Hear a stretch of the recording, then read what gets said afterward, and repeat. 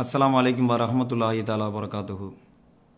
இன்று ஒரு தகவலில் இன்றைய செய்தியாக, கடந்த சில நாட்களுக்கு முன்பு மூடிஸ் என்று சொல்லக்கூடிய ஒரு தனியார் நிறுவனம் இந்த நாட்டினுடைய பிரதமராக இருக்கக்கூடிய மோடி அவர்கள் தங்களுடைய கட்சியினுடைய வட்டாரங்களை கட்டுப்படுத்தி வைக்கவில்லை என்று சொன்னால் இந்த நாட்டினுடைய நம்பகத்தன்மையை மோடி அவர்கள் சர்வதேச அளவிலும் உள்நாட்டு அளவிலும் இழக்க நேரிடும் என்று சொல்லி மூடிஸ் என்று சொல்லக்கூடிய ஒரு நிறுவனம் அறிக்கை தாக்கல் செய்திருக்கிறது. இந்த மூடிஸ் என்று சொல்லுகிற இந்த நிறுவனம் என்பது யாருடைய நிறுவனம் என்றால், உலகத்தில் இருக்கக்கூடிய மிகப்பெரிய செல்வந்தர்கள் இவர்கள் நாடு கடந்து ஒரு நாட்டில் முதலீடு செய்வதற்காக வேண்டி, அந்த நாட்டினுடைய தன்மையை அறிந்து கொள்வதற்காக வேண்டி உலகத்தில் உள்ள எல்லா பணக்காரர்களும் ஒன்றிணைந்து ஒரு உளவு நிறுவனத்தை நடத்துகிறார்கள்.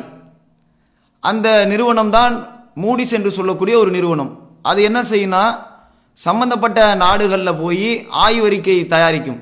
இந்த நாட்டில் இப்படி ஒரு சூழல் இருக்குது, இங்கே இந்த மாதிரியான முதலீடு செய்யலாம், இங்கே இந்த மாதிரியான முதலீடு செஞ்சாக்க லாபம் கிடைக்கும், இந்த முதலீடு செய்ய தேவையில்லை அப்படி என்று சொல்லி அதனுடைய அறிக்கையை தொழில் செய்வதற்காக இருக்கக்கூடிய, முதலீடு செய்வதற்காக இருக்கக்கூடிய அந்த கம்பெனிகளிடத்திலே, முதலாளிகளிடத்திலே இந்த அறிக்கையை தாக்கல் செய்யும். இப்படி இருக்கக்கூடிய மூடிஸ் என்று சொல்லக்கூடிய இந்த நிறுவனம் தான் கடந்த சில நாட்களுக்கு முன்பு இந்திய நாட்டினுடைய மோடியை பற்றி, இந்தியாவுடைய நிலையை பற்றி ஒரு அறிக்கை தாக்கல் செய்கிறது. அந்த அறிக்கையில் தான் இப்படி கூறியிருக்கிறது. அந்த அறிக்கை மோடிக்கு ஏதோ அறிவுரை சொன்னது போன்று நாம் எண்ணிவிடாமல் இதனுடைய பின்னணி தன்மையை நாம் புரிந்து கொள்ள வேண்டும். எப்படிப்பட்ட இந்த அறிக்கை அமைந்திருக்கிறது? சர்வதேச அளவிலும் உள்நாட்டு அளவிலும் நம்பகத்தன்மையை, இந்தியாவில் வணிகம் செய்வதற்காக வேண்டிய நம்பகத்தன்மையை இந்த இந்திய நாட்டில் இருக்கக்கூடிய மோடி அரசு இழக்க நேரிடும் என்று சொல்லி மூடிஸ் என்கிற நிறுவனம் சொல்லுகிறது என்று சொன்னால், இது ஏதோ மோடிக்கு ஒரு களங்கம் ஏற்படுத்தக்கூடிய ஒரு செயல் இல்லை. இந்த நாட்டினுடைய ஒட்டுமொத்த மக்களுடைய முன்னேற்றம் சம்பந்தப்பட்ட ஒரு அறிக்கையாக நாம் பார்க்க வேண்டும். ஒரு நாட்டினுடைய வளர்ச்சி என்பதே எதை மையப்படுத்தி இருக்கிறது? அந்த நாட்டினுடைய பொருளாதாரத்தை மையப்படுத்தி தான் இருக்கிறது. ஒரு வளர்ந்த நாடு என்பதற்கான காரணமே அந்த நாட்டில் பொருளாதார வளங்கள் நிறைந்திருக்க வேண்டும். எல்லா விதமான தொழில் வர்க்கம் சார்ந்த அனைத்து நிறுவனங்களும் அந்த நாட்டில் முதலீடு செய்கிற பொழுது அந்த நாடு வளர்ச்சி பாதையை நோக்கி செல்லும் என்பது கடந்த காலத்தில் நம்ம பார்த்திருக்கிறோம்.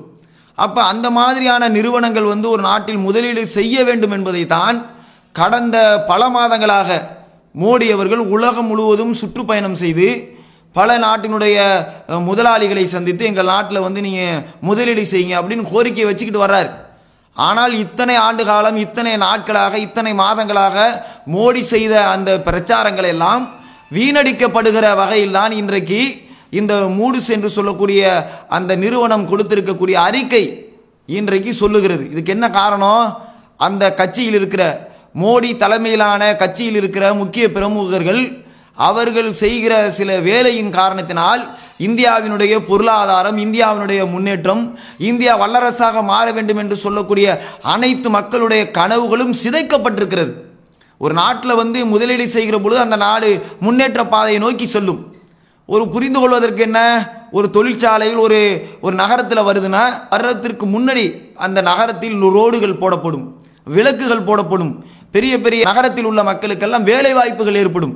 அப்ப இது மாதிரி அந்த நகரம் வளர்ச்சி அடையும். இப்ப சென்னை மாதிரியான நகரங்கள், மும்பை போன்ற நகரங்கள் எல்லாம், மாநகரங்கள் எல்லாம் இன்றைக்கு வளர்ச்சி அடைந்த மாநகரங்களாக காட்சியளிப்பதனுடைய நோக்கமே உலகம் முழுவதிலும் இருக்கிற முதலீட்டாளர்கள் இங்கே முதலீடு செய்வதன் காரணத்தால், தொழிலதிபர்கள் இங்கே முதலீடு செய்கிற காரணத்தினால் இந்த நகரம் இன்றைக்கு பிரகாசித்துக் கொண்டிருக்கிறது. பெரிய அளவிலான மக்களுக்கு வேலை வாய்ப்பு தரக்கூடிய நகரமாக மாறி இருக்கிறது. அடுக்குமாடிகளை கொண்ட நகரமாக இன்றைக்கு மாறி இருக்கிறது.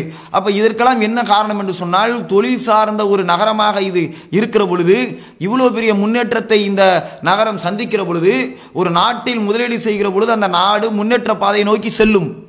ஆனால் இந்த மூடிஸ் என்ற நிறுவனம் இன்றைக்கு தாக்கல் செய்யக்கூடிய அறிக்கையிலே, இந்த நாட்டில் நீங்கள் வர்த்தகம் செய்தால் அதனுடைய அந்த வர்த்தகத்திலே உங்களுக்கு பயனளிக்கும் என்கிற நம்பிக்கையை நாங்கள் இழந்து விட்டோம் என்று சொல்லி இந்த நிறுவனம் இன்றைக்கு அறிக்கை தாக்கல் செய்திருக்கிறது என்று சொன்னால், இந்த நாடு வளர்ச்சியை நோக்கி சென்று கொண்டிருக்கிறதா? சிந்திச்சு பாருங்க. இதே மோடியை இந்த மக்கள் தேர்ந்தெடுக்கிற பொழுது என்ன நினைத்தார்கள்? காங்கிரஸ் ஆட்சியிலே ஊழல் மலிந்திருக்கிறது, அந்த ஊழலை ஒழிப்பதற்காக வருகிற சக்திமான் என்று சொல்லி மோடியை வர்ணித்தார்கள். மோடி ஆட்சி பொறுப்பேற்ற பிறகு இன்றைக்கு என்ன நடக்குது? மோடியுடைய அரசாங்கத்தில் இன்றைக்கு ஊழல் மலிந்தோடி கொண்டிருக்கிறது. வியாபாம் ஊழல், மத்திய பிரதேசத்தில் நடந்த வியாபாம் ஊழல் நாட்டிலே இதுவரை நடைபெற்ற ஊழல்களிலேயே பெரிய அளவிலான ஊழலாக இன்றைக்கு மக்களால் பார்க்கப்படுகிற ஒரு ஊழலாக வியாபாம் ஊழல் இருக்கிறது. அந்த வியாபாம் ஊழலில் தொடர்புடையவர்கள் அனைத்து நபர்களும் இன்றைக்கு மர்மமான முறையில் கொலை செய்யப்படுகிறார்கள். இதெல்லாம் யாரு பண்ணா? ஊழல் இல்லையா? அப்ப பிஜேபியுடைய ஆட்சியில ஊழல் மலிந்திருக்கிறது. அதே மாதிரி என்ன, ராம்ஜெத் மலானி என்று சொல்லக்கூடியவர், அந்த கட்சியினுடைய முக்கிய பிரமுகராக இருக்கக்கூடிய ஒருத்தர் சொல்றாரு, நான் நினைத்தேன் இன்றைக்கு இந்த நாட்டை காப்பாற்றுவதற்கு கடவுளால் அனுப்பப்பட்ட வான தூதர் தான் மோடி என்று சொல்லி நம்பி அவருக்காக வேண்டி நான் வாக்களிக்க சொல்லி மக்களிடத்தில் பிரச்சாரம் செய்தேன். இப்ப நான் வருத்தப்படுறேங்கிறார். எதுக்கு சொல்றாரு? நாட்டில் இருக்கக்கூடிய கருப்பு பணங்களை எல்லாம் நாங்கள் மீட்டு கொண்டு வருவோம், வெளிநாடுகளில் இருக்கிற அந்த சுவிஸ் வங்கியில் இருக்கிற அந்த கருப்பு பணத்தை மீட்டு கொண்டு வருவோம் என்று சொல்லி 100 நாள்ல மீட்டு கொண்டு வருவதாக மோடி அரசாங்கம் அறிவித்தது. ராம்ஜெத் மலானி கடிதம் எழுதுறாரு, நீங்க 100 நாள்ல அந்த கருப்பு பணத்தை மீட்டு கொண்டு வருவதாக நீங்கள் அறிவித்தீர்கள், நீங்கள் உடனே மீட்டு கொண்டு வருவதற்கான நடவடிக்கை எடுங்கள் என்று சொல்லி அவர் அறிவிக்கிறார். ஏன் அப்படி அறிவிக்க கேட்கிறாரு? கடிதம் எழுதுகிறார். ஏன் அப்படி கடிதம் எழுதுகிறார்?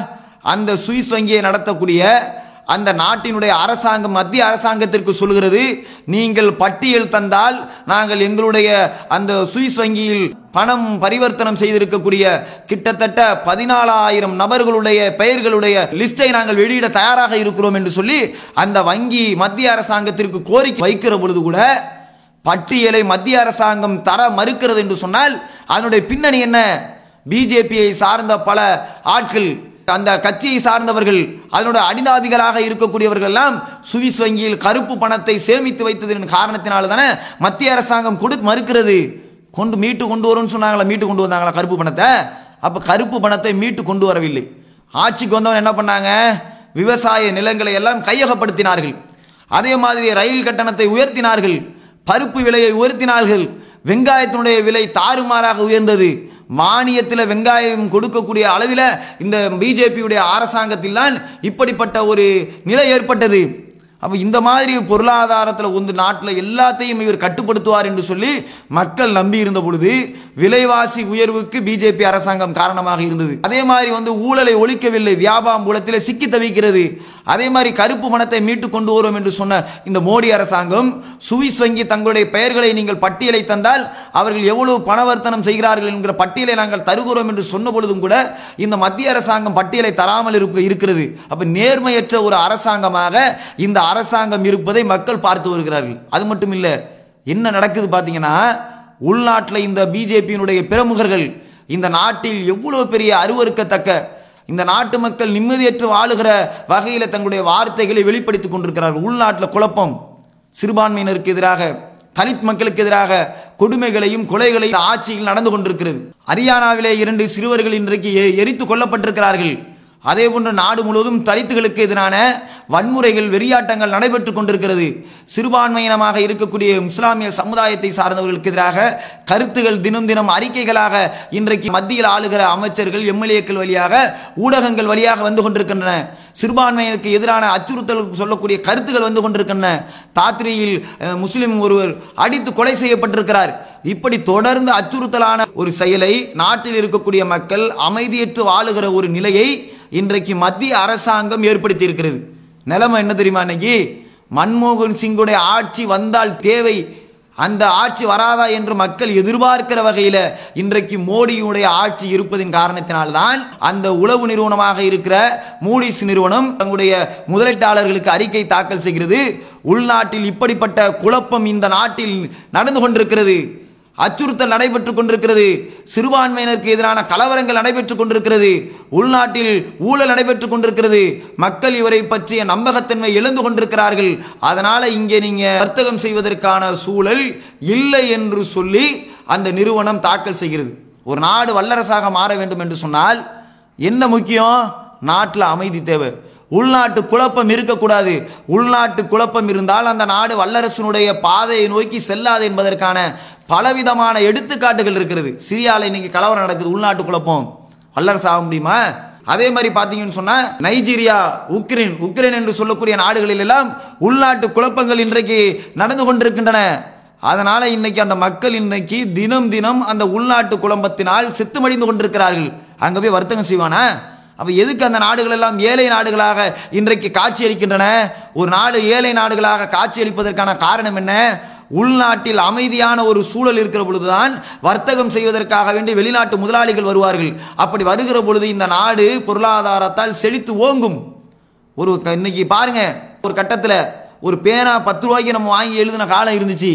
அதே இன்னைக்கு பாத்தீங்கன்னு சொன்னா சீன கம்பெனிகள் எல்லாம் இன்றைய இந்தியாவில முதலீடு செய்த காரணத்தினால என்னாச்சு? அதே 10 ரூபாய்க்கு நம்ம வாங்கின அந்த பேனாவை விட குவாலிட்டியான இன்னும் தரமான ஒரு பேனாவை 10 பேனா 10 ரூபாய்க்கு வாங்க முடியுதா இல்லையா? சீப்பா மாறிச்சா இல்லையா? இப்படி மாறுவதன் காரணத்தினால மக்களுக்கு இலகுவான பொருட்கள் கிடைக்கும், வசதியான ஒரு சூழலை நோக்கி மக்கள் பயணிக்க முடியும், அந்த வசதிகளை அனுபவிக்க முடியும். பட்டினி கிடந்து சாவக்கூடிய நாட்டில் இன்னைக்கும் ட்ரெயின் வசதி இல்லாத எத்தனை நாடுகள் இருக்கின்றன. இன்னைக்கு செல்போன்கள் செல்லாத எத்தனை நாடுகள் இருந்து கொண்டிருக்கின்றன. இன்னைக்கும் தொலைபேசிகள் செல்லாத எத்தனை நாடுகள் இருந்து கொண்டிருக்கின்றன. எத்தனை கிராமங்களிலே, எத்தனை நகரங்களிலேயே பேருந்துகள் இல்லாத நாடுகள் இருந்து கொண்டிருக்கின்றன. ஆனால் இந்தியாவில் இப்படிப்பட்ட முன்னேற்றம் ஏற்படுவதற்கான காரணமே வெளிநாட்டில் இருந்து உள்நாட்டிற்கு முதலீடுகள் செய்ததின் விளைவாக பல பொருட்கள் இன்றைக்கு போட்டி போட்டுக்கொண்டு அதனுடைய உற்பத்தியுடைய தரத்தை உயர்த்தி, உற்பத்தியை உயர்த்தி இன்றைக்கு மக்களுக்கு கிடைக்கக்கூடிய வகையிலே அவர்கள் செய்திருக்கிறதுன்னு ஒரு காரணம். இன்னைக்கு வெளிநாட்டு நிறுவனம் இன்னைக்கு முதலீடு செய்யலன்னு சொன்னா நமக்கு கிடைக்குமா? அப்ப இதையெல்லாம் இன்றைக்கு இந்த ஒரு நாட்டினுடைய வளர்ச்சியை சிதைக்கக்கூடிய வகையில் தான் இந்த பிஜேபியினுடைய சங்பரிவார் கும்பல் நடந்து கொண்டிருக்கிறார்கள் என்பதுதான் இந்த மூடிஸ் நிறுவனம் இன்றைக்கு அறிக்கையினுடைய தாக்கலில் இருந்து நாம் பெற வேண்டிய படிப்பினையாக இருக்கிறது. இந்த மோடி அரசாங்கம் இந்திய நாட்டை வல்லரசாக மாற்றுகிறதோ இல்லையோ, ஆனால் இந்த நாட்டை பிச்சைக்கார நாடாக மாற்றுவதற்கான எல்லா விதமான முயற்சியையும் இன்றைக்கு இந்த மோடி அரசாங்கம் செய்து கொண்டிருக்கிறது.